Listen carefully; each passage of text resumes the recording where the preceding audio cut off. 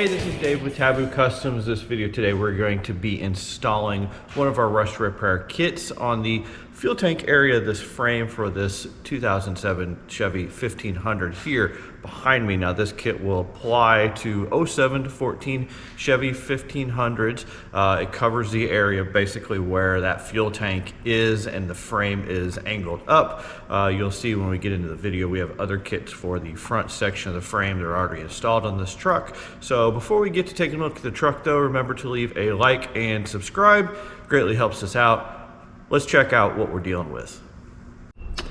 Now we're underneath the truck, and this is the area where the fuel tank would normally be. We got this cross member here, the front one that would hold it, and this cross member back here, the rear one that would hold it. So very common to see this area rust out on the 07 to 14 Chevys. Now with this truck, what's happened is we actually had gone in and done our rust repair for what we call the center section here, and then we also did the front center section down there. And back here, actually this hole really wasn't here whenever we started. What happened is as we're banging on this and using a needle scaler and cleaning everything off from this, this basically just kind of fell apart because as you can see it's just kind of, I call it delaminating in here where the metal will just split and it'll kind of hold itself up there, but all the vibration and everything with the frame and the moving around on the hoist caused this hole to show up. So we talked to the customer, said, hey, really recommend doing that while we've got the fuel tank out would be a good idea. So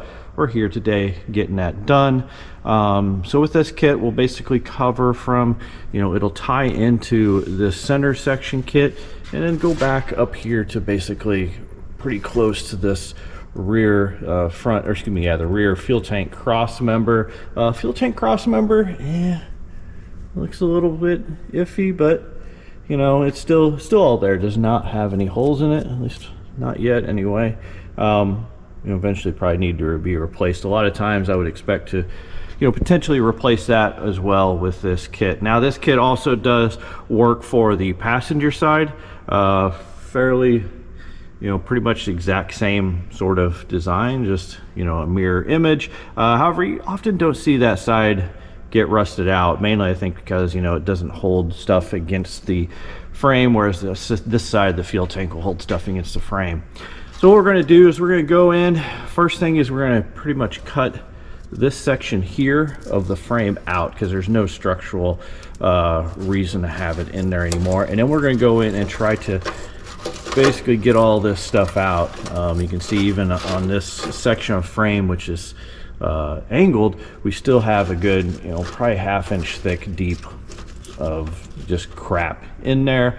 We'll also go in, we'll needle scale all of this area, take all the heavy rust off, then we'll probably take a wire wheel, we'll brush all this off, start getting all the surface rust off, because before we put all of our kits on, we do want to try to get all that rust off so we can try to keep from coming back and rusting out so quick. But now let's go ahead and let's take a look at the kit and we'll talk about what all the plates are for. Now starting with the main piece here, you'll see this is the inside of the frame piece. Basically that side is the side of the rear where the fuel tank cross member at the rear is. There'll be a hole in the frame that hole lines up, so pretty easy to get that aligned. This is the bottom piece. There are a couple holes in the bottom of the frame that you do have to keep in there because those holes actually hold the skid plate there, a little plastic skid plate for the fuel tank. So, and those are offset, they're not actually in the center of the frame. No idea why we wouldn't put them in the center, but it's okay, we get it. As far as the outside now, because on these frames there ends up being, we got the spring hanger, we've pretty much got probably a cab body mount, we've got a bed body mount, we've got a couple of different plates, and it's not real easy on the outside for us to get stuff in there. Now good thing is the outside, usually we don't see a huge amount of issues on that angle section on the outside, but we do provide some pieces for the outside. Now between the crew cabs and the extended cabs, there's a couple of different sections over here. However, the rear piece is the same on both. So this is the rear piece for the outside, And then over here, you've got, I believe, the crew cab. Yeah, the crew cab here up top. And the crew cab, we have put some notches in them to try to differentiate. So the crew cab has a round half moon notch. Down here, these will have a V-shaped notch. So it's a little bit different. You know, for the crew cab, this is the front. For the extended cab, this is the front. And then you got this piece.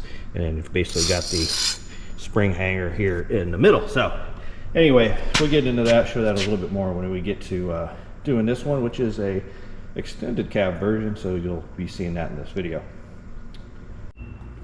Now it's time to start cleaning the frame. As I mentioned, we're going to start with a needle scaler, take a lot of the heavy rust off. Then we'll come back, we'll probably do some wire wheeling, some grinding, whatnot, to take off some of the surfaced rust, and then we'll start laying out our panels on here, marking them out where the perimeters are, specifically cleaning up those areas because we need to make sure we get down to really good metal for the welding. But this is a part of the process that is not fun. It's going to be very dirty. You know, probably take us a little bit here. We will probably go ahead and we may get a hard wheel and open up this area right here a little bit more, get a vacuum down in there, vacuum out some of that frame, get all that debris out of there. So I definitely recommend that, as I mentioned. So let us get started and get going.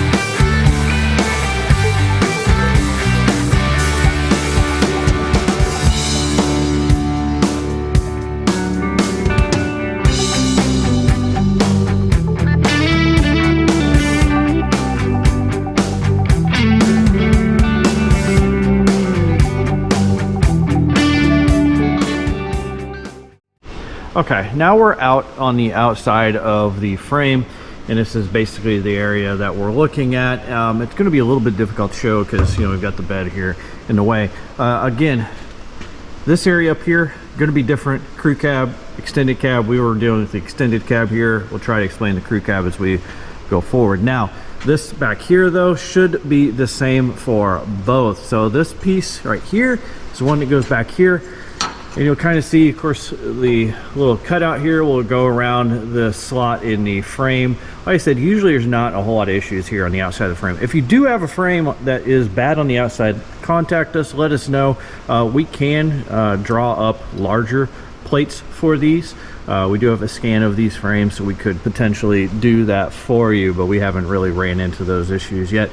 Now, up here at the front part of this, we do overlap into that spring hanger bracket, so because we do want to get a good weld, basically that spring hanger, try to tie that spring hanger in a little bit more than just have it to the existing old material there, just to make it a little bit stronger.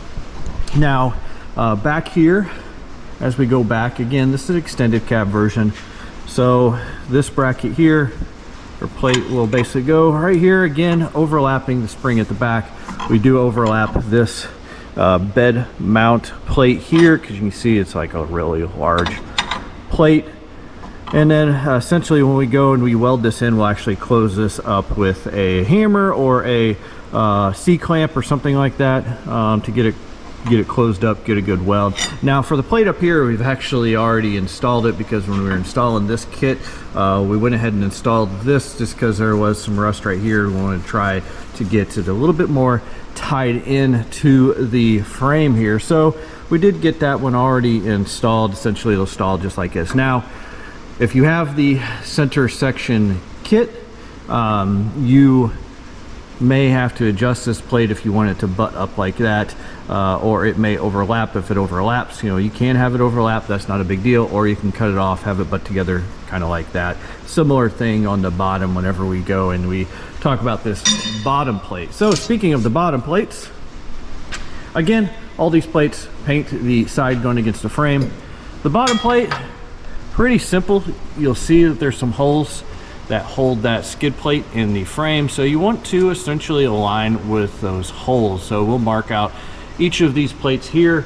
Of course, up here it's a little bit more difficult because you see you have the bend, and you're not going to put that bend in it until you go and you start tacking all of these together. But what you can do is with this hole lined up here, you can kind of take and roll that forward and see where that end lines up. You can see with ours, it overlaps as we mentioned, so we will we'll probably go ahead and we'll probably cut that off and butt those together and weld them. This area here, we don't have a lot of rust here, so there's pretty good strength there. Not too worried, because we would say that the overlap, yep, that fell. The overlap versus the butt weld probably be a little bit stronger, especially if you're not potentially welding expert. So yeah, anyway, what we've got to do now is we're going to get all these marked up. We'll go in, like I said, straight die grinder, 90-degree die grinder, hard wheel, things like that. Just get everything cleaned up where we're going to be welding, and we'll be back.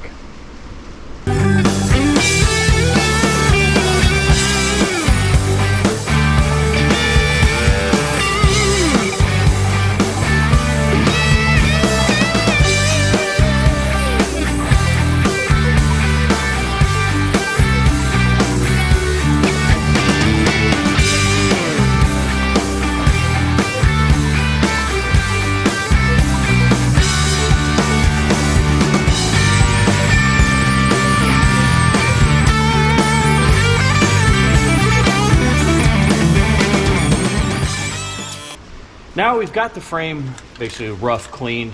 Before we actually started cleaning the frame, and I should have mentioned this earlier, we actually painted the inside of the panels. We primed them, and make sure you use a Weld Thru primer, don't use a regular primer. We use a SCM Zinc Weld. We'll put a link in the description of the video. There should be a link popping up on the screen as well if you want to check that out. We found that this works pretty good. Doesn't really affect our welds as much as some others do, and we will put that actually on the back of the panels here before we put them on, and then but when we're ready, we will also coat the frame where these panels are going to go. The main thing is we want to try to get a barrier in there to stop some of the rust, to keep it from building up, because if we just leave them raw and water gets in there, it's going to basically immediately start rusting again.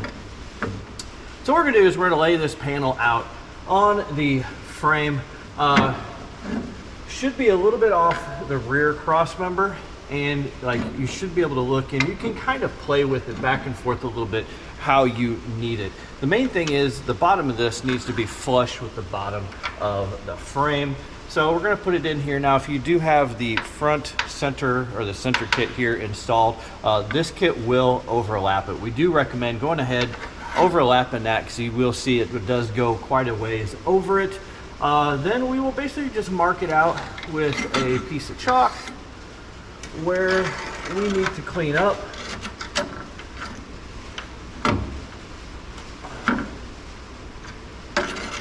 Now, one thing with this is on this truck here, this truck actually, whenever we were needle scaling it, we actually found that the rust was a little bit worse than what we thought. We actually had rust up in here next to where this cross member mounts, and that's due to some of the welding here that occurs. So these plates do go up high enough to cover that area, but that also means that we're getting up into this top section when we have to weld. So that means that these brake lines and stuff up here at the top, and there's going to be a wiring harness, all of that probably needs to come loose and get pushed out of the way. Not a big deal, you can probably push it out of the way when we're cleaning it, and it'll be out of the way far enough. You will have to undo the clips for a fair length of the frame though to be able to do that.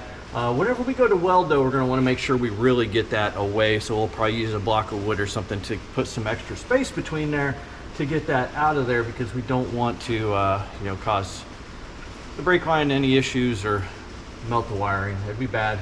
But you will have to get up here on top. Now, sometimes this rust like this here goes quite a ways to the top, so it may be difficult to get good weld in there. If it is, you're going to have to find a little piece of scrap or something, and we recommend, basically what it is that the way these frames are made, there's basically a C like this on the outside, there's a C like this on the inside, and they come together like that. Up here at the top, they overlap, and it overlaps basically like this.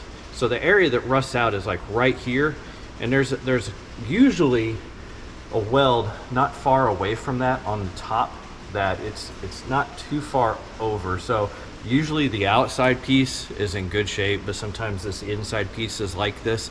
If the inside piece is really bad, and actually on this one we may actually do that, just add a little piece of scrap in there to basically make sure that we're going from what is good on the top outside to the inside. You want to make it as solid as possible. Now the inside plate here, because of how this will sometimes occur, we actually will overlap this flange on the front fuel tank cross member here, and that's to make sure that, you know, that we can get in there and get to some good metal, because if you're back here where this rust is at, a lot of times this is not going to be really easy to weld. Down here at the bottom, at the very bottom, we do basically butt up against that, and part of that is because, you know, we've got this little bracket here in the way, we can't go much farther up. So what we'll do is we'll lay this out, inside plate. We'll show you the outside plates here in a second, how they lay out. And then we'll basically do the bottom plate as well, which is pretty simple. You just got the front and the back section there to mark out. We'll come in, and then we will use a straight die grinder with a burr bit on it.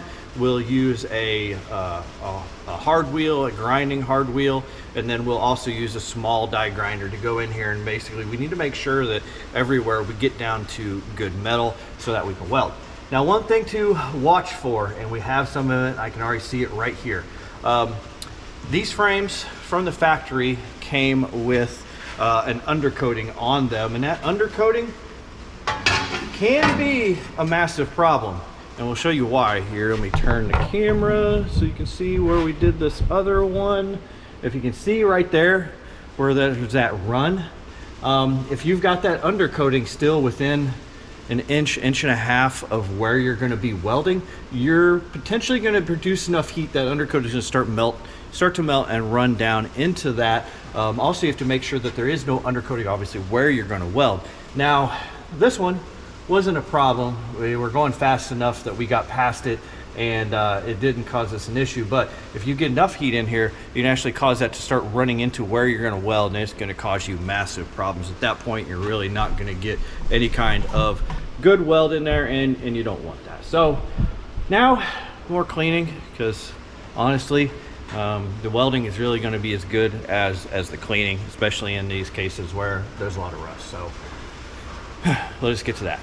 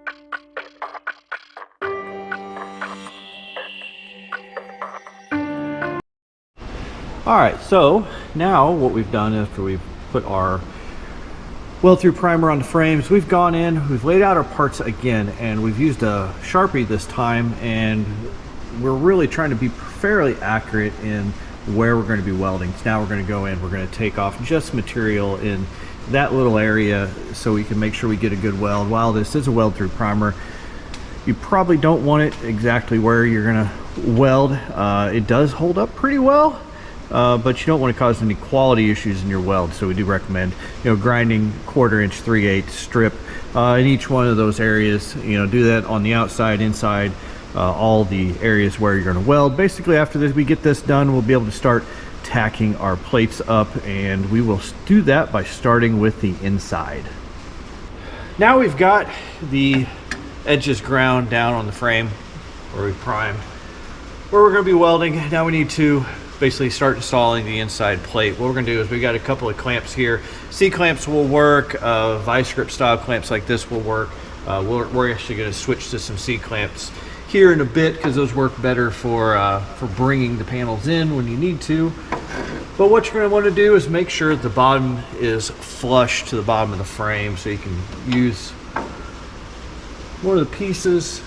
Well, you've got the rear outside piece, and actually we've pretty much got it flush. Put down here. Garage door motion. So pretty much like that. So now that we have it there, what we're going to do is we're going to go in here, we're going to put just 3 or 4 tacks. You do want to put your tacks in places that are already flush with the frame. Don't go in and try to tack where there's a gap, like we've got a couple of gaps. We're going to need to close those up a little bit later, and we're going to want to weld, make sure this is in place before we close those up. So we'll probably go in and like tack right here. We'll probably could put a couple tacks back in here because it is pretty solid. Maybe a tack down here along the bottom and the front just to hold it. And then we're going to move to the outside and do the same thing. So let's just get the tacks on here, and then we'll show you the outside. I should have mentioned this before we tack that inside plate. Make sure that you disconnect your negative ground cable on your battery. You don't want a case where if your welding doesn't make a good connection to the ground, it can shoot a surge through electrical components and computers and stuff like that, and you don't want that. You don't want to fry them. So disconnecting that will help you avoid some of that.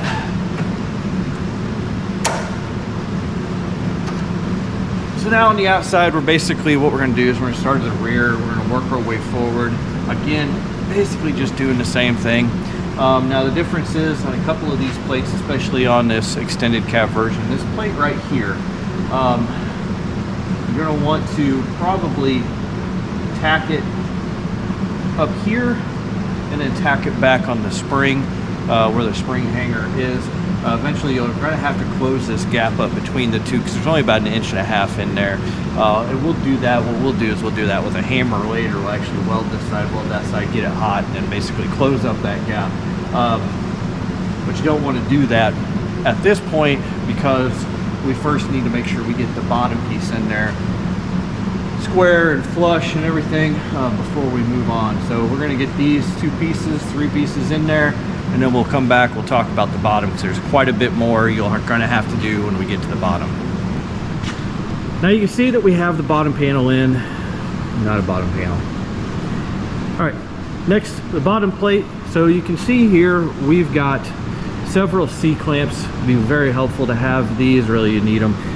You want to be able to pull that inside plate up against the frame so that we can get a good joint on this inside plate here, right here. So we're basically going to use that as our datum. So we're going to make sure that we've got a good joint between the bottom plate and the inside plate. We're going to go down here, we'll push this up, and that's just to make sure that we have a good joint all the way down. If you get off a little bit in your angle, when you get down here you can be off like a lot, and you don't want that.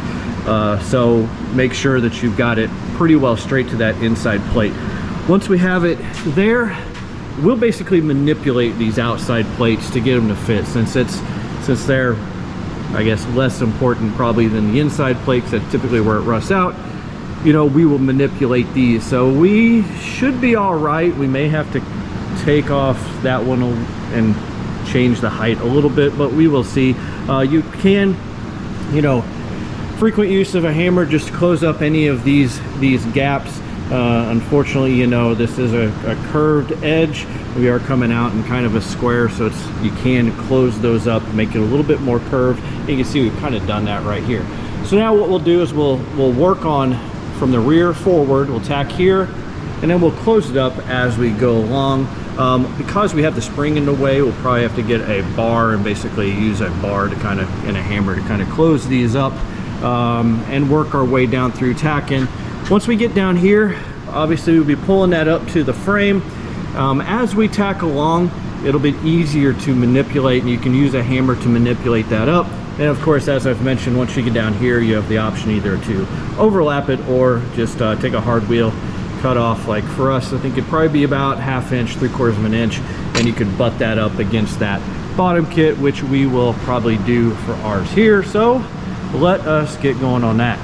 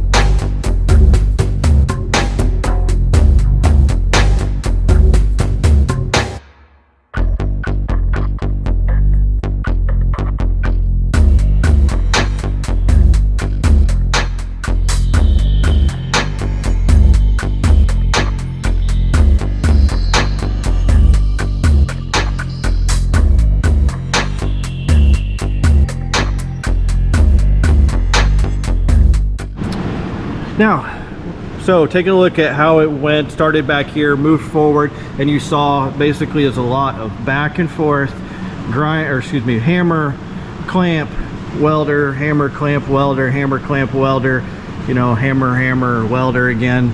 Anyway, down here, again, a lot of times, obviously, you've got some gaps, just close them up wherever you can. You saw us use probably a punch to get in here around this leaf spring here to close up these gaps. We did find that ours is actually a hair to the outside, so paying a little bit too much attention probably to the video than I am to doing the repair, but it's still pretty good. That is a little bit compounded though on the inside, because if you do have this center section kit, and most people will, you will have to already hammer this side over, this bottom edge over quite a bit, unless you do want to go in there and cut that out, but we recommend going ahead and overlapping it. Hammer this over and then stitch it in like this. Again, if you do that, basically you can, you know, put a tack, hammer it 1/2 inch, basically every 1/2 inch, stitch it down through there. You can do a lot of the same thing, because we'll have to go in now and do this upper section and all the way up here and on the outside, on the upper side. Some of this can be hard to get a clamp into unless you have a real deep clamp, so you could do some of the same thing, put basically a tack every 1/2 inch.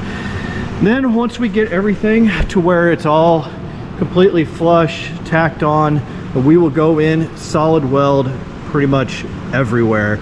Anywhere we can, we're going to solid weld. I'm going to try to get it as much weld on it as we can, get it as solid as we can, and then after that we'll head back to prime and paint. But let us go ahead, and we got to get this cut so we can, you know, flush that up, and then we'll get it solid welded and we'll be back.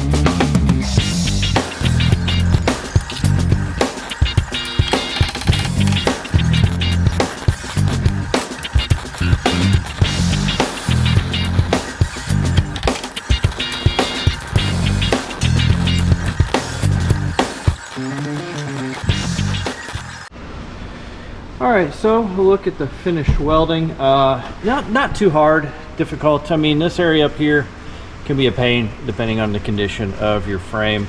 If your frame is really good up here, I mean, you could potentially take that edge off there and be a little bit easier.